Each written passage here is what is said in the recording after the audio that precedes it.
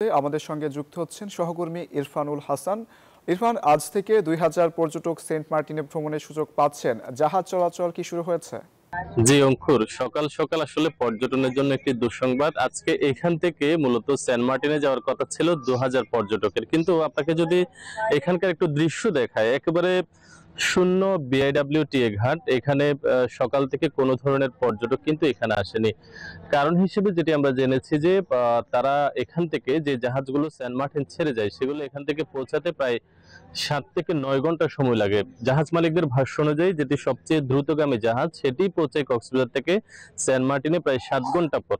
কিন্তু সেখানে মাত্র ১ থেকে ২ ঘন্টা থাকার পরেই কিন্তু আবার তাদেরকে ব্যাক করতে হবে কক্সবাজারে। সেহেতু প্রায় ১৪ থেকে ১৫ ঘন্টা সেখানে জার্নি করে গিয়ে মাত্র ১ থেকে ২ ঘন্টা সেখানে অবস্থান করার সুযোগ পাবে পর্যটকরা, যার কারণে আসলে পর্যটকরা একেবারে সেন্ট মার্টিন যাওয়ার যে আগ্রহ সেটি তারা হারিয়ে ফেলেছে। সেজন্য এখানে জাহাজগুলো আসলে নোঙর গেড়ে এখানে রাখা হয়েছে এবং এখন পর্যন্ত একটি জাহাজও এখান থেকে ছেড়ে যাবে না, সেরকম সিদ্ধান্ত নিয়েছে জাহাজ মালিক কর্তৃপক্ষ। তাদের দাবি সেখানে আগামী মাস থেকে আসলে সেখানে রাত্রি যাপন করা যাবে ডিসেম্বর থেকে, কিন্তু নভেম্বরে যে রাত্রি যাপনের যে নিষেধাজ্ঞা সেটি প্রত্যাহার করা না হলে আসলে তারা এখান থেকে জাহাজ ছাড়বে না বলে আমাদেরকে জানিয়েছে।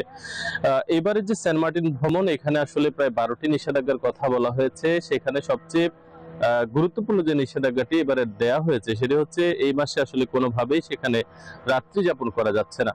পাশাপাশি কক্সবাজার থেকে আসলে যে পরিমাণ পর্যটকরা সেন্ট মার্টিনে যেতে চাই, কক্সবাজারের পর্যটন ব্যবসায়ীরা বলছেন তারা আসলে সেখানে ঘোরাফেরার চেয়ে তারা সেখানে রাত্রি যাপনটাকে সবচেয়ে বেশি পছন্দ করে।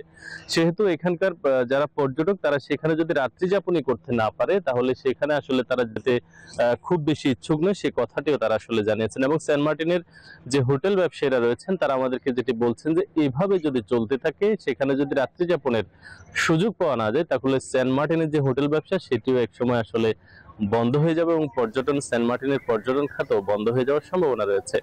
এই ছিল কক্সবাজারের পর্যটনের সেন্ট মার্টিনের খবরাখবর। ফিরে যাচ্ছে স্টুডিওতে। ইরফান, আপনাকে ধন্যবাদ।